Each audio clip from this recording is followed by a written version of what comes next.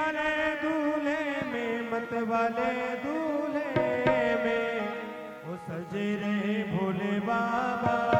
निराले दूल्हे में सजे रहे भोले बाबा। निराले दूल्हे में सजे रहे भोले बाबा। निराले दूल्हे में निराले दूल्हे में मत वाले दूल्हे में। निराले दूल्हे में मत वाले दूल्हे में। निराले दूल्हे में मत वाले दूल्हे में। निराले दूल्हे में मत वाले दूल्हे में सजे रहे भोले बाबा। निराले दूल्हे में सजे रहे भोले बाबा।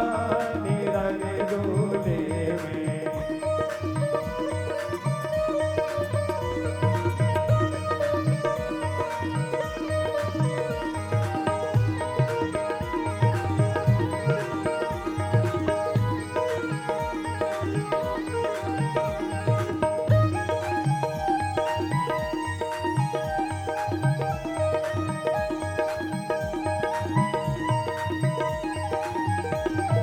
देखो भोले बाबा की अजब बारात। देखो भोले बाबा की अजब बारात। देखो भोले बाबा की अजब बारात। देखो भोले बाबा की अजब बारात। चले हैं संग लेके भूतों की बारात। चले हैं संग लेके ये भूतों की बारात। वो सजे रहे भोले बाबा।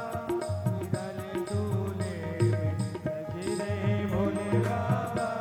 निराले दूल्हे में सजे रहे भोले बाबा। निराले दूल्हे में सजे रहे।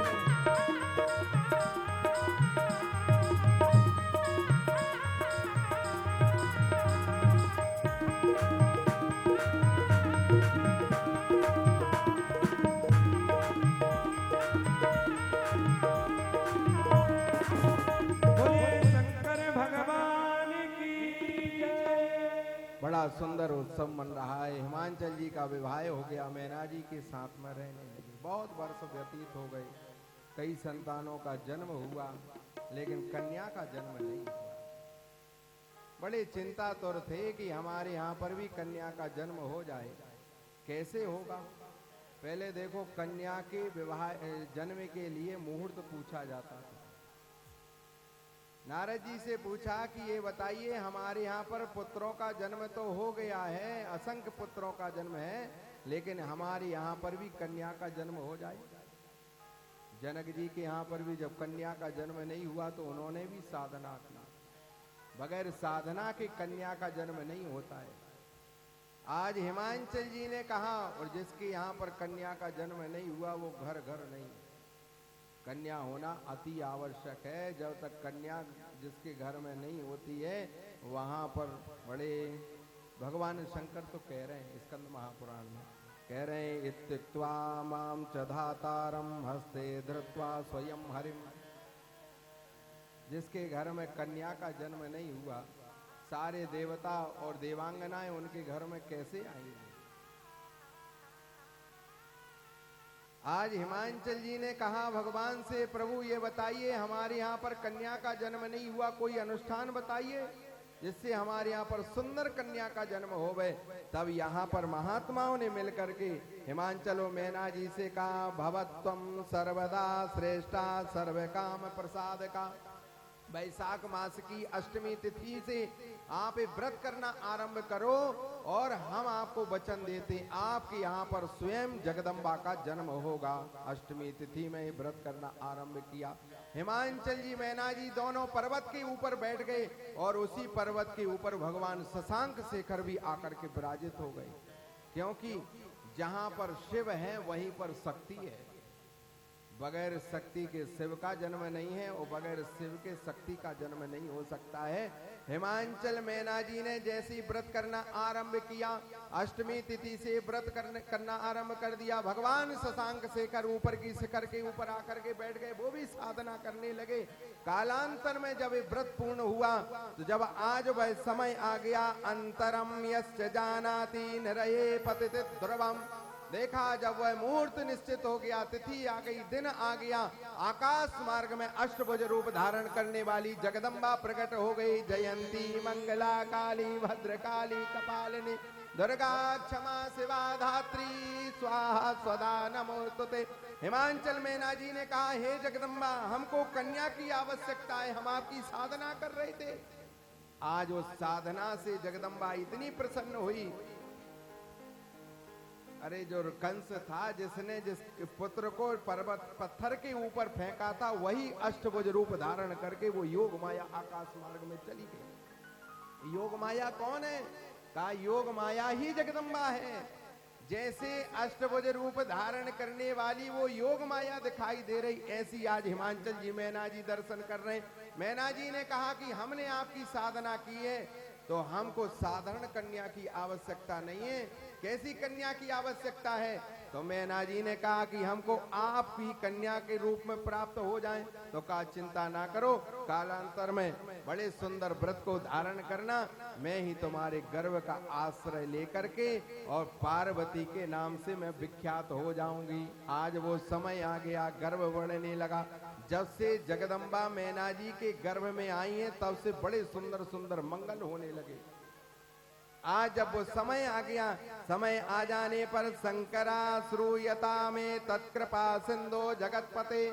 पार्वती जी ने प्रार्थना की, जगदम्बा ने की, हे महादेव भूत भावन, मेरा जन्म होने का समय आ गया है, आप कृपा करें और इस पर्वत को धारण करने की आसक्ति प्रदान कराएं।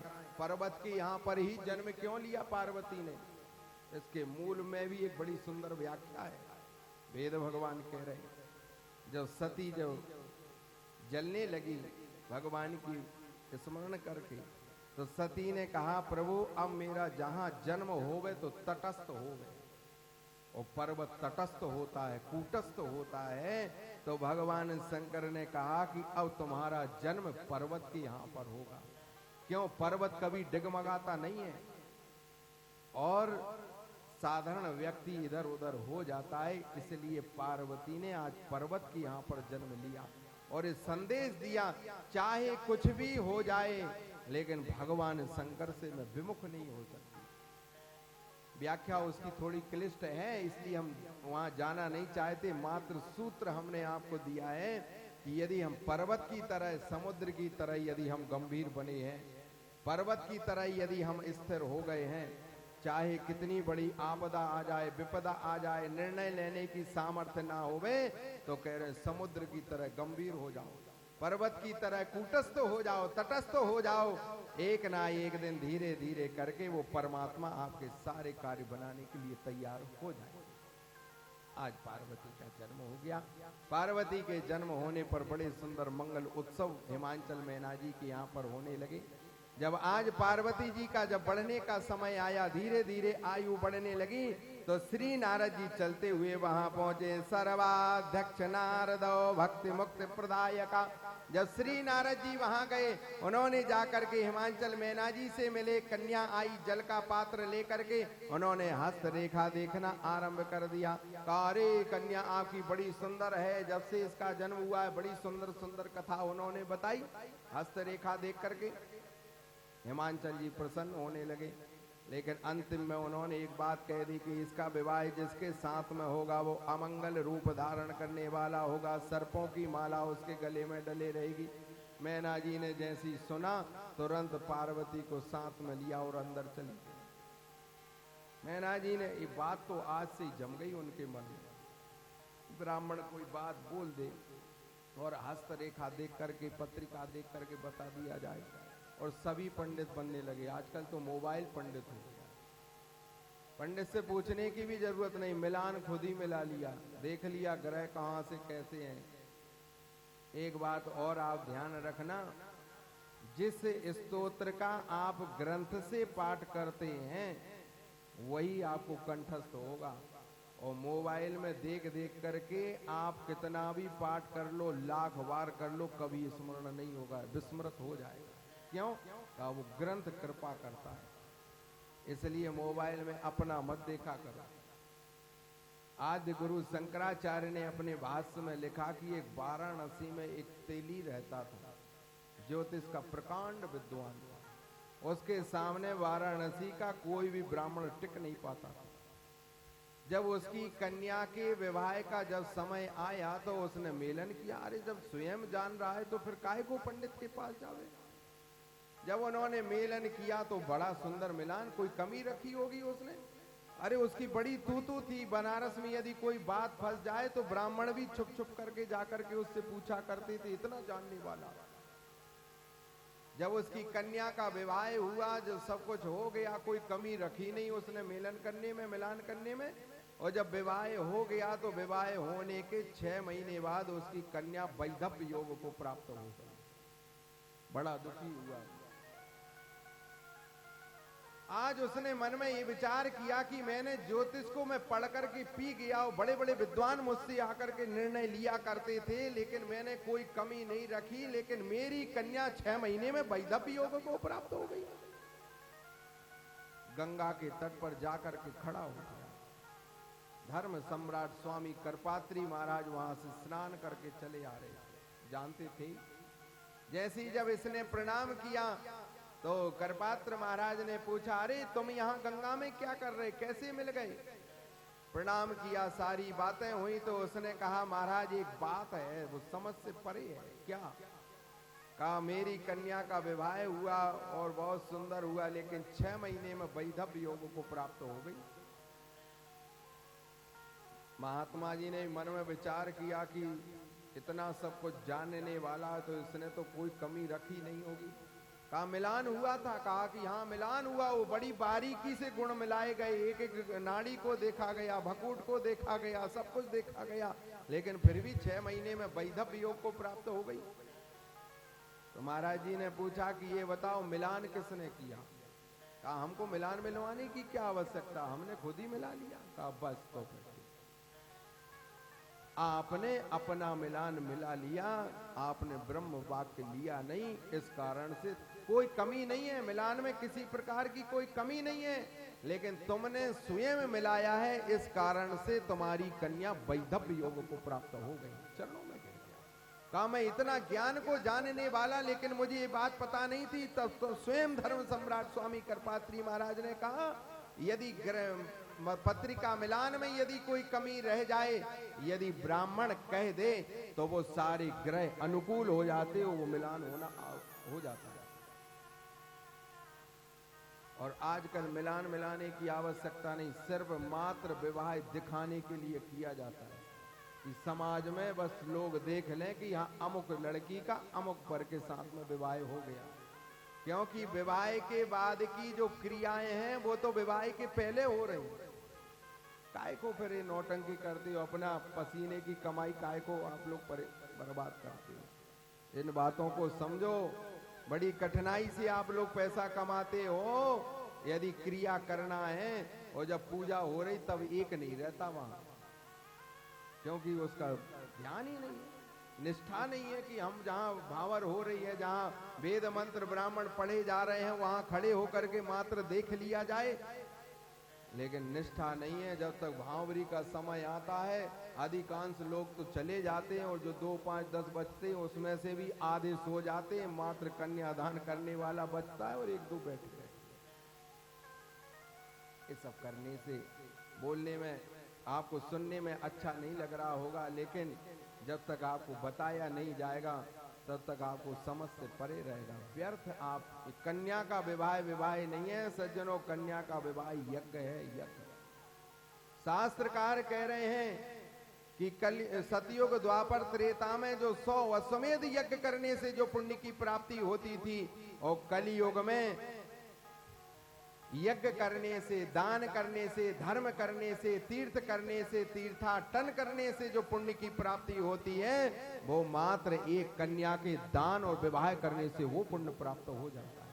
कोई ज्यादा सत्कर्म करने की आवश्यकता नहीं। लेकिन यदि उस क्रिया से करोगे तब जाकर के, और यदि ऐसी करते रहे मद्यपान करके, प्याज लहसुन भंडारे में डलवा करके और सब भ्रष्ट करके फिर संकल्प किया, तो फिर कहो महाराज विवाह तो बहुत अच्छा किया हमने, मिलान भी अच्छा किया, और 1 वर्ष के बाद तलाक की नौबत आ गई। क्या सारा थोपा ब्राह्मण के ऊपर थोपा जाता है?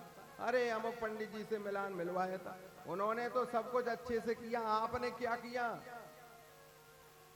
इसलिए उस पर हम ज्यादा नहीं बोलेंगे। आप लोग बहुत सभी बुद्धिमान व्यक्ति हैं, इन बातों को समझो, और जब आप चल पड़ोगे तो आपको देख करके दूसरा भी चलना आरंभ कर देगा। जिस विवाह की इतनी पावन परंपरा थी, पवित्र था, मंगल था, जिसके विवाह करने से मंगल ही मंगल होता था, लेकिन आज विवाह करने के बाद कहो दूसरे दिन माता पिता मर जाएं, उनके परिवार के लोग मर जाएं, कहो एक्सीडेंट हो जाए, गाड़ी के लोग मर जाएं। अरे मंगल करने से तो मंगल ही मंगल होता है, क्योंकि आपने उस विवाह को मंगल माना ही नहीं, आपने सारे कार्य अमंगल ही अमंगल किए। इसलिए उन विवाहों के हमने यहीं से हाथ जोड़े और आपको हम लोगों ने सलाह दी, क्योंकि हम विवाह में जाते नहीं, और कोई जब ज्यादा जबरदस्ती करे, आजकल लोग जल्दी नाराज हो जाते हैं, निमंत्रण दिया हो महाराज आए नहीं, बुलाया मत करो किसी महात्मा को, ब्राह्मण को आपकी विवाह में, और यदि बुलाना है तो विवाह के बाद बुलाओ, जहां विवाह हो रहा हो वहां पर बिल्कुल नहीं, क्योंकि महात्मा ब्राह्मण चले जा रहे हैं, आप दारू पियो और महाराज से बात करते जा रहे हैं, वहीं जूठा पड़ा, उन्हीं टेंट के गद्दों में आपने महात्मा ब्राह्मण को बिठा दिया।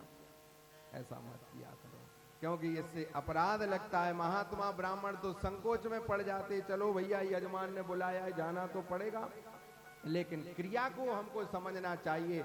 जब तक हम क्रिया को नहीं समझेंगे, चाहे आप शंकर जी के ऊपर गंगा के जल को चढ़ाओ, चाहे उनके ऊपर कमल पुष्प चढ़ाओ, चाहे श्वेत कमल पुष्प भगवान शंकर के लिए अति प्रिय है, यदि वो भी आप अर्पित कर रहे हैं, और यदि ये कर्म, क्योंकि पुण्य कर्म करने से हमको यश और कीर्ति की प्राप्ति होती है, और जब आपने पाप कर्म करना आरंभ कर दिया, वो पाप दिखाई नहीं देता है।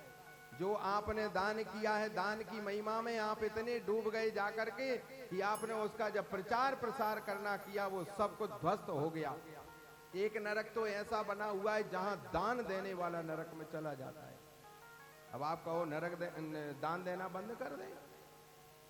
अरे जिन राजा नृग की आपने कथा को सुना होगा भागवत में, इतनी गायों का दान किया, यदि कोई गिन सके तो गिन ले, भगवान से कह रहा है।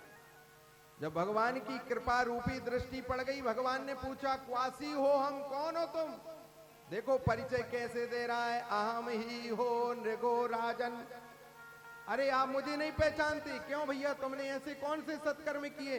कहा कि अरे मैंने ऐसी गायों का दान किया, इतनी गायों का दान किया, लेकिन फिर भी मेरी ये दुर्दशा हो गई कि मैं गिरगिट की योनि में आकर के पड़ गया। भगवान ने कहा कि जब तुमने इतनी गायों का दान कर दिया, फिर भी गिरगिट की योनि में आ गए, दान में कहीं ना कहीं विकृति हो गई। इस कारण से जो दान आपने पहले किया वो भी निष्फल हो गया। इसलिए दान करते समय तटस्थ रहना चाहिए, कूटस्थ रहना चाहिए। एक राजा के शरीर में कोढ़ हो गया, गलित कोढ़, बड़ा उपचार कराया, बड़े बड़े धर्म किए, लेकिन उनका वो गलित कुष्ठ रोग समाप्त नहीं हुआ। तो मंत्रियों से पूछा, भैया ये रोग समाप्त नहीं हो रहा है, अब क्या किया जाए? तो मंत्रियों ने कहा कि भैया यदि इसको समाप्त करना है, सारे उपाय आप कर चुके, यदि कोई महात्मा कोई उपाय बता दे, क्योंकि महात्माओं के पास में युक्ति होती, वो अपनी साधना लगा देते हैं। तो वन में गए, वन में एक महात्मा बैठे थे। राजा ने कहा महात्मा से कि महात्मन, मैं इस राज्य का राजा हूं और मेरे सारे शरीर में ये रोग हो गया है, लेकिन मुक्ति नहीं हो रही। सब कुछ कर चुका, औषधि भी लगवा ली मैंने, दान भी कर लिए, अनुष्ठान भी मैंने सब कुछ कर लिया, लेकिन मेरी एक रोग समाप्त नहीं हो रहा है। तो महात्मा ने नेत्र बंद किया, नेत्र बंद करके उस राजा से कहा नेत्र बंद करो। क्या दिखाई दे रहा है? नेत्र बंद करके कहा कि मुझे 2 पर्वत दिखाई दे रहे हैं। का एक पर्वत तो मुझे चांदी का दिखाई दे रहा है और एक पर्वत मुझे मैले का दिखाई दे रहा है, गंदगी का। तो महात्मा ने कहा कि तुम्हारे पूर्व जन्म का जो सत्कर्म है वो है चांदी का पर्वत, जिस कारण से तुम इस जन्म में राजा बने हुए हो, और तुम्हारे पूर्व जन्म के ये पाप हैं, जो गंदगी, जो मैले का पर्वत दिखाई दे रहा है, उस पाप कर्म के कारण तुम्हारे शरीर में रोग का आगमन हो गया। और रोग जिनके अंदर है प्रत्यवायी ही रोग बन करके शरीर में प्रवेश करते हैं। तो राजा ने कहा कि अब ठीक है, ये बताओ उपाय कुछ है कि नहीं है। महात्मा ने कहा जब तुम सारे उपाय कर चुके, अनुष्ठान करा चुके, दान कर चुके, अब एक उपाय मात्र बचा है। क्या? का जो कर्म तुमने नहीं किया है और उस कर्म का प्रचार प्रसार हो जाए तो शायद रोग समाप्त हो जाएगा। कहा ठीक। कैसे? राजा आए, राजा ने आकर के अपने भाभी माँ से कहा कि आज रात्रि में मेरे कक्ष में शयन कर लो। कहा कक्ष में क्या, मैं तो गोद में शयन कर लूंगा, करा लूंगी। कहा नहीं, रात्रि के समय मात्र कक्ष में शयन कर लो। प्रातः काल हुआ, जब भाभी माँ उठ करके जाने लगी तो राजा ने कहा कि अभी नहीं, सूर्योदय हो जाने दो, घर के नौकर चाकर मंत्री संतरी सब आ जाने दो। तब आगे आगे भाभी माँ निकली, पीछे पीछे राजा निकले। जैसी नौकरों की दृष्टि पड़ी, हवा की तरह बात फैल गई कि राजवंश भ्रष्ट हो गया। धीरे धीरे करके राजा का रोग भी समाप्त होने लगा। मात्र अंगुष्ठ के अग्रभाग में थोड़ा सा रोग बचा। राजा ने कहा कि चलो महात्मा से पूछा जाए, इतना तो समाप्त हो गया लेकिन ये थोड़ा सा दाग बचा है। तो महात्मा के पास में गए। राजा ने कहा महात्मन, आपके द्वारा बताई हुई युक्ति बड़ी सुंदर है कि सारा रोग समाप्त हो गया लेकिन मात्र अंगुष्ठ में रोग बचा हुआ है।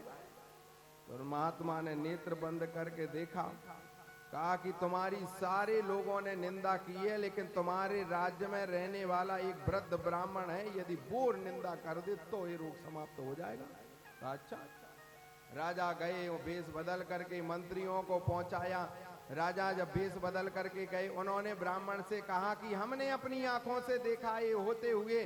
ब्राह्मण ने कहा कि मैं चौथी पीढ़ी देख रहा हूं, तुम्हारे नेत्र अंधे हो सकते हैं लेकिन मेरा ये भाव अंधा नहीं हो सकता है। राजवंश कभी जीवन में भ्रष्ट नहीं हो सकता। ये दृढ़ विश्वास ब्राह्मण को था। राजा आए, राजा ने आकर के महात्मा से कहा महात्मन, वो ब्राह्मण मानने के लिए तैयार ही नहीं है। तो महात्मा ने कहा राजन, अब नेत्र बंद करके देखो क्या दिखाई दे रहा है। का नेत्र बंद करके देखा, जहां पर मेले का पर्वत था उस पर्वत में आग लग गई, धू धू करके वो सारा का सारा पर्वत जल करके समाप्त हो गया। राजा ने कहा कि ये क्या लीला है। महात्मा ने कहा कि जो कर्म तुमने किया नहीं और लोगों में वो चर्चा का विषय बन गया तो वही पाप थोड़ा थोड़ा सारे लोगों में जाकर के समाहित हो गया, इसलिए तुम्हारा रोग समाप्त हो गया और तुम्हारे सारे पाप तत्क्षण समाप्त हो गए। इस कथानक का आशय है कि हमारे द्वारा जो भी सत्कर्म पुण्य दान धर्म कर्म हमसे हो गया है उसको प्रचारित मत करो। जो आप अनुष्ठान कर रहे हैं, जो आपने दान किया उसका प्रचार मत करो। यदि आप करोगे तो जैसे राजा नृग की दुर्दशा हुई है उसी प्रकार से दुर्दशा हम आपकी होने वाली है। और जो पाप हमसे बन गया है उसको बताओ, क्योंकि बताने से प्रत्यवाय कम होता है, पाप समाप्त होता है। इसलिए दान की महिमा बड़ी भारी बताई गई है कि तभी तो गुप्त दान महान दान बताया कि जो गुप्त दान होता है वो महादान होता है। और जो आपने ब्राह्मण से अनुष्ठान कराया, कथा कराई या कोई भी कर्म यदि आपने कराया है, जो आपने दे दिया दे करके तत्क्षण भूल जाओ, गया वो। भगवान शशांक से कर कह रहे हैं पार्वती से कि देवी, आज वो नारद जी ने कहा तो कहने का आशय यह था। धर्म सम्राट स्वामी करपात्री महाराज ने कहा कि तुम जो जानते थे, जबकि ब्राह्मण को तो खुद मना किया कि अपनी संतान के लिए खुद मिलान ना करे, दूसरे ब्राह्मण से मिलान करवावे, और मिलान ना मिल रहा होवे तो शास्त्रकार आज्ञा दे रहे हैं पंचम ब्राह्मणम वाक्यम, 5 ब्राह्मण से वाक्य ले लो। यदि 5 ब्राह्मण कह दें हाँ कर लो कर लो कर लो तो कर लो, मिलान मिले या ना मिले, चाहे मंगल होवे चाहे कुछ भी होवे, पंचम ब्राह्मणम वाक्यम स्मरे। तो भगवान शास्त्रकार कह रहे हैं यदि ऐसे 5 ब्राह्मण आदेश दे दें, आज्ञा दे दें, तो ना मिलने वाला मिलान जो है उसमें भी विवाह कर लेना चाहिए, वो भी मंगल हो जाता है। क्योंकि ब्रह्म वाक्य जनार्दना, वो स्वयं भगवान शंकर उसकी कृपा करते। दृष्टया संपश्यतो शीघ्रम दत्रैवंतरधीयता। नारद जी ने जब ये कहा, मैना जी बड़ी दुखी हुई। उन्होंने हिमांचल जी से कहा अब तो चाहे कुछ भी हो जाए, मैं विवाह अपनी कन्या का ऐसे रूप धारण करने वाले व्यक्ति के साथ में नहीं करूंगी। जब यहाँ तारक नाम के दैत्य का हाहाकार जब मचने लगा, सारे देवताओं ने जब उससे युद्ध किया, वो समाप्त नहीं हुआ। कहा ये कैसे समाप्त होगा? कहा भगवान शंकर के यहाँ पर जिस पुत्र का जन्म होगा उस पुत्र से इसका मरण होगा, नहीं तो मर पाना बड़ा कठिन है। सारे देवताओं ने कहा ये और एक आपत, भगवान शंकर से मर जाता तो ठीक, अब भगवान का विवाह कराओ, विवाह कराने के बाद फिर संतान का जन्म हो गए, फिर जाकर के राक्षस मर पाएगा। तो कहा वरदान देने के पहले आपने विचार नहीं किया? कहा कि नहीं, कोई विचार नहीं कर, हम तो दे देते हैं। जैसे भगवान नारायण जब वरदान देते हैं तो भगवान शंकर का स्मरण करके देते हैं कि प्रभु हमने तो दे दिया, अब रक्षा आप करना। और जब भगवान शंकर वरदान देते हैं तो नारायण का स्मरण करके देते हैं कि हमने तो दे दिया, अब बाकी का काम आपको करना है। दोनों देवता आपस में मिले रहते हैं। जब यहाँ पर वरदान हो गया तो भगवान शशांक शेखर से पास में गए, सारे देवताओं ने जाकर के कहा यथा शीघ्रम संपत्सत्यो तत्रवांतर धीयता। हे भूत भावन भगवान महादेव, अब आप शीघ्रता से विवाह कर लो। भगवान ने कहा हम विवाह नहीं करेंगे। क्यों? कहा एक बार के विवाह में तो हमारी ये दुर्दशा हो गई, अब दोबारा विवाह की आवश्यकता नहीं है। अरे एक बार जो पत्नी जल करके समाप्त हो गई, उसके वियोग में हम विरह करने लगे बड़ी मुश्किल में, तो हमारा मन तप में लग रहा है, साधना में लग रहा है, और अब तुम पुनः आकर के कह रहे कि तुम विवाह करो, हम विवाह नहीं करेंगे।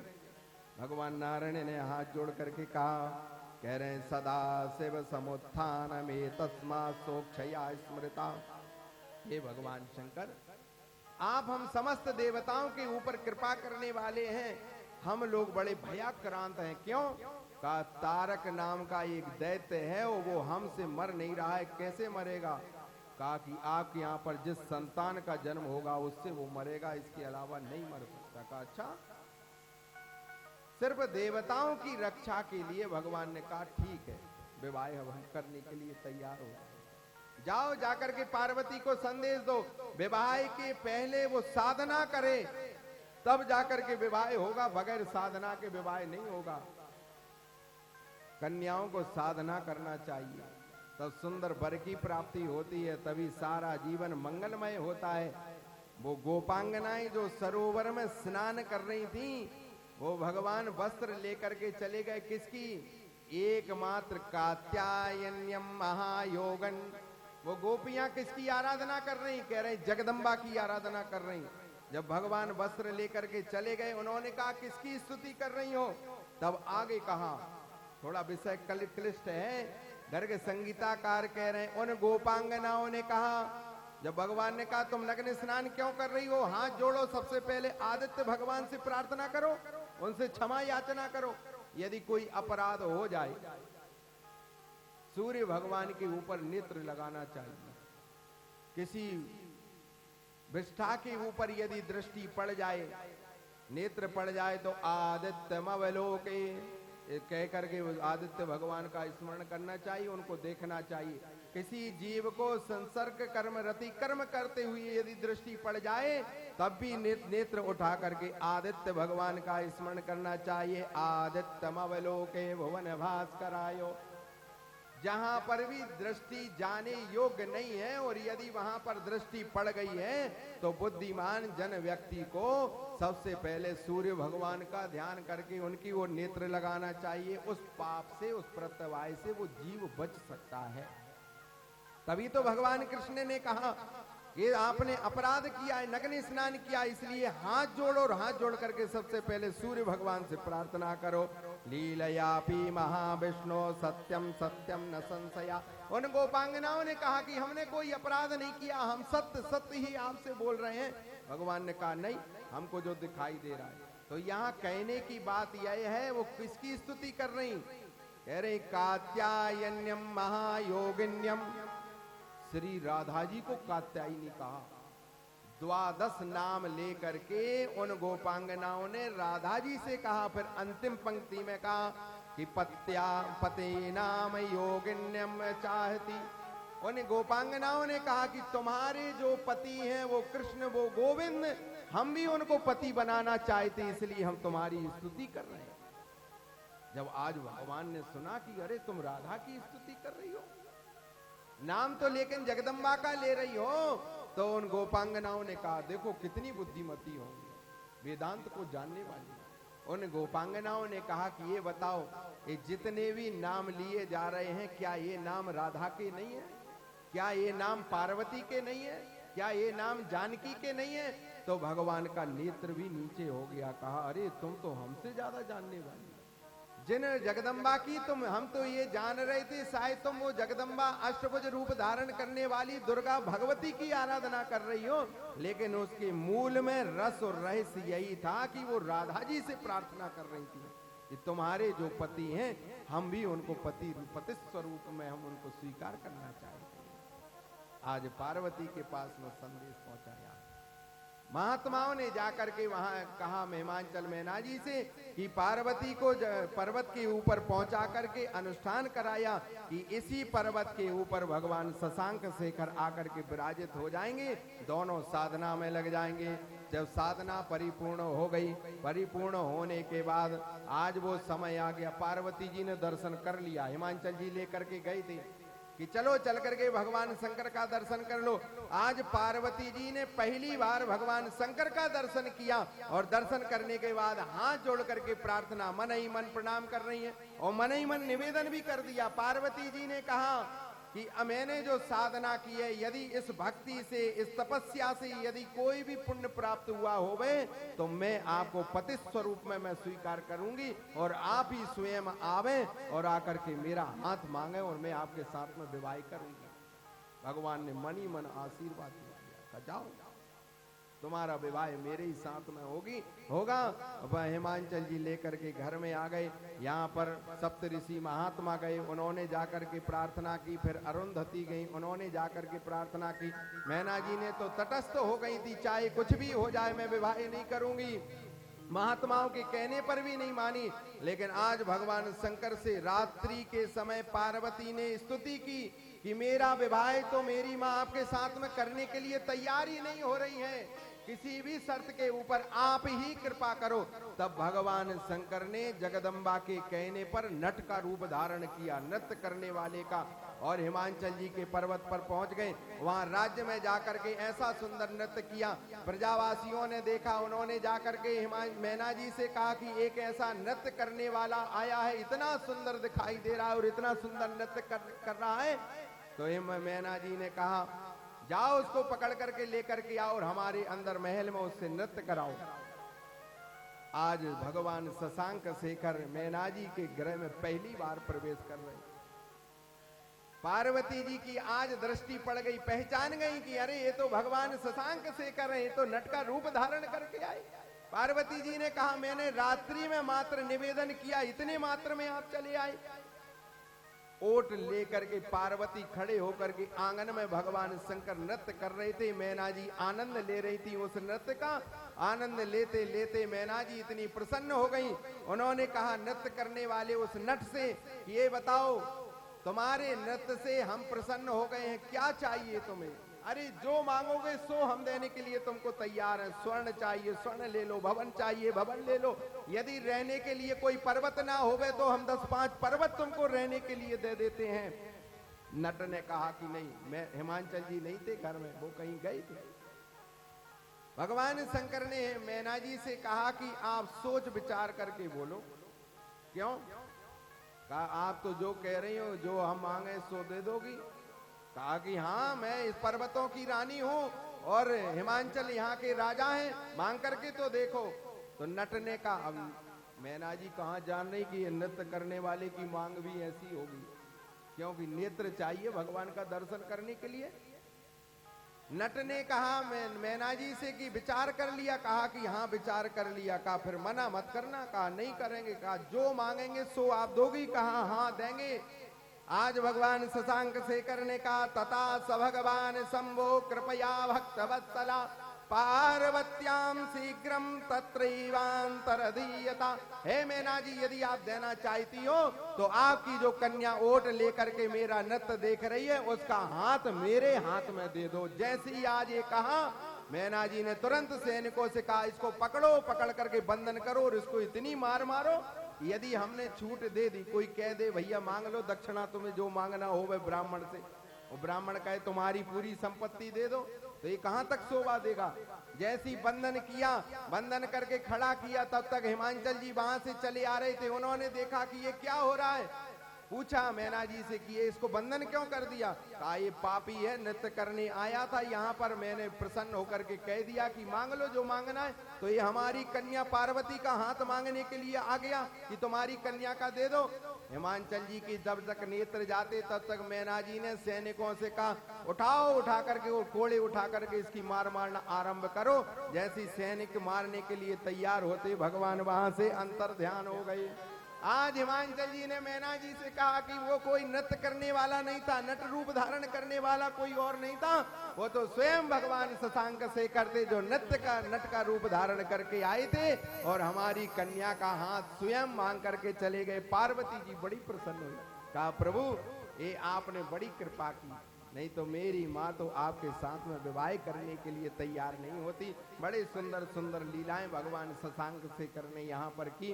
अब पुनः अरुंधति को, सप्त ऋषियों को, नारद जी को यहाँ से पहुंचाया, पत्रिका का मेलन हुआ और भगवान शंकर का मंगल विवाह उत्सव कल की सभा में मनाया जाएगा। समय सीमा यहीं तक।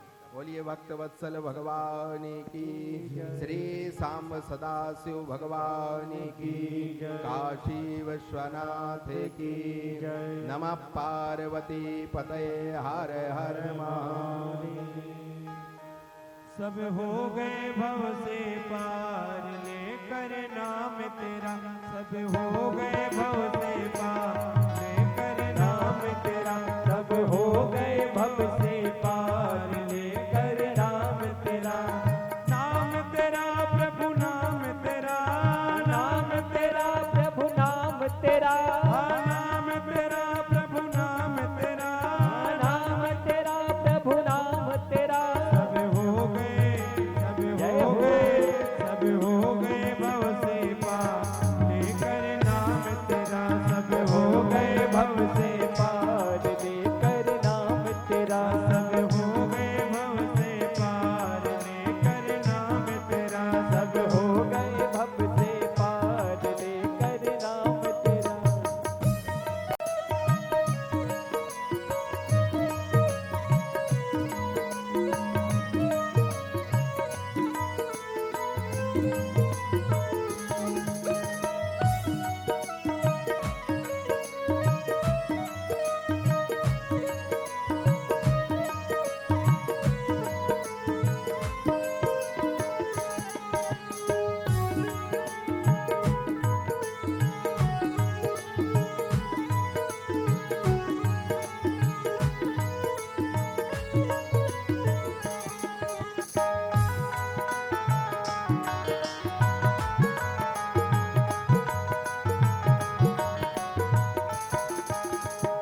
नल नील जात के बानर, नल नील जात के बानर, राम नाम लिख दिया शिला पर, राम नाम लिख दिया शिला पर, हो गई सब जय हो हो। गए, सब हो गई सेना पार लेकर नाम तेरा, सब हो गए भव से पार लेकर नाम तेरा, सब हो गए भव से पार लेकर नाम तेरा, सब हो गए भव से पार लेकर नाम तेरा।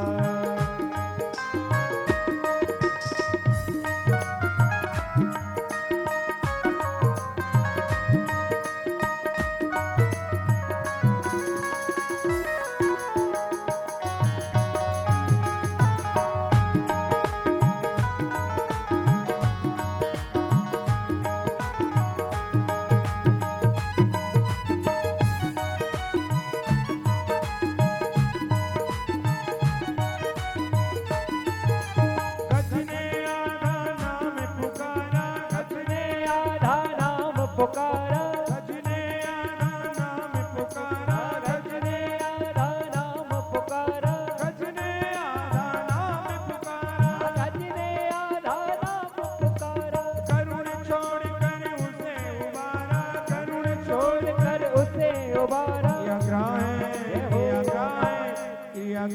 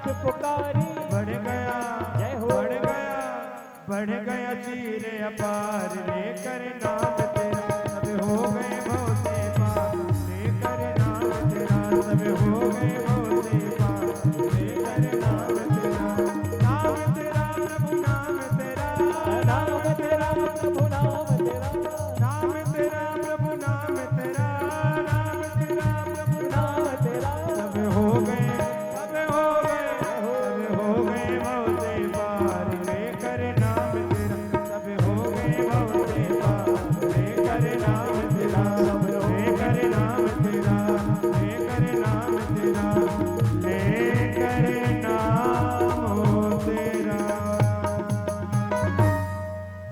बोलिए शंकर भगवान की जय हो। सभी लोग खड़े होकर के आरती का सम्मान करेंगे। ओम ज्वाला मालिन्ये नमः, रत्नेश्वर्यै नमः, सर्वोपचारार्थे गन्धाक्षरपुष्पाणि समर्पयामि। ओम चंद्रमा मनसो जातश्चक्षुः, सूर्यो अजायतो, श्रोत्राद्वायुश्च प्राणश्च मुखा अग्निराजायतो।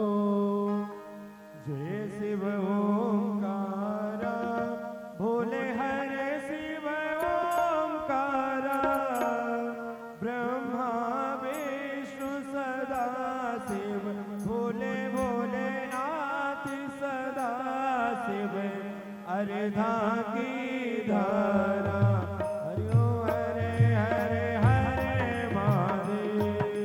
जय शिव ओंकार, भोले हरे शिव ओंकार, ब्रह्मा विष्णु सदा शिव, भोले भोलेनाथ महाशिव, अर्धा की धारा, ओम हरे हरे हरे महादेव। एकानन चतुरानन पंचानन राजे, भोले पंचानन राजे, हंसासन गरुड़ासन, शासन गरुड़ासन, वृषभावन साजे, हरे हरे हरे महादेव। दो भुज चार चतुर्भुज, दस भुजे अति सोहे, भोले दस भुजे अति सोहे, त्रिगुणे रूप निरखता, त्रिभुवन रूप निरखता, त्रिभुवन जने मोहे, ओम हरे हरे हरे महादेव। अचे माला बन माला, मुंड माला धारी, भोले मुंड माला धारी, ओ भोले मुंड माला धारी, भोले मुंड माला धारी, त्रिपुरारी कंसारी, त्रिपुरारी कंसारी, कर माला धारी, हरि ओम हरे हरे हरे महादेव। श्वेतांबर पीतांबर पागांबर अंगे, भोले बागांबर अंगे, भोले पागांबर अंगे, भोले बागांबर अंगे, कृष्ण का दिखे गरुड़ा दिखे, नंदन का दिखे गरुड़ा दिखे, भूता दिखे संगे, ओम हरे हरे हरे महादेव, ब्रह्मा विष्णु सदा शिव, जानते अविवेक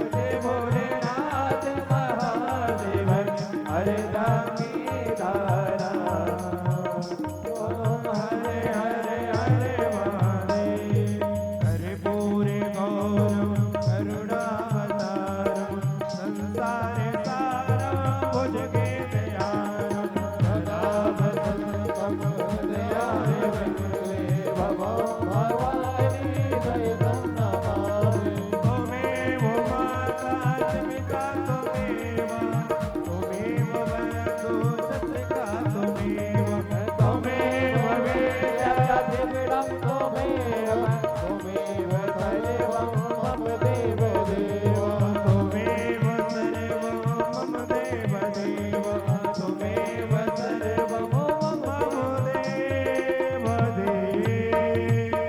आराधिक्यं जलेन शीतले कर्णं मन्त्रपुष्पाञ्जलिः हरिः ॐ यदनेनायतनामया जनता देवास्तानि धर्माणि प्रथमान्य षण्णाते अनातं महिमानः शचन्द्रजतरा पूर्वे शाद्याः शन्ते देवाः ॐ एकदन्ताय विद्महे वक्रतुण्डाय धीमहि तन्नो दन्ते प्रचोदयात् ॐ तत्पुरुषाय विद्महे महादेवाय धीमहि तन्नो रुद्रः प्रचोदयात् नानासुगन्धिपुष्पाणि यथा कालोद्भवानि च पुष्पाञ्जलिर्मया दत्तो गृहाणः परमेश्वरो शाङ्गायो सपरिवारायो सायुधायो सशक्तिकायो शवाहिनायो श्रीप्राणपुरुषोत्तमाय नमः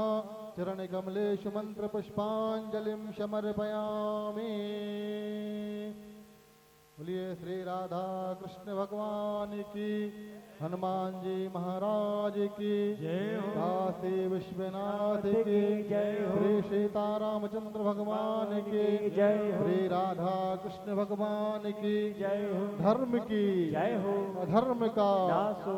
प्राणियों में सद्भाव हो। विश्व का कल्याण हो। गौ माता की जय हो। भारत माता की जय हो। नमः पार्वती पतये हर हर महादेव।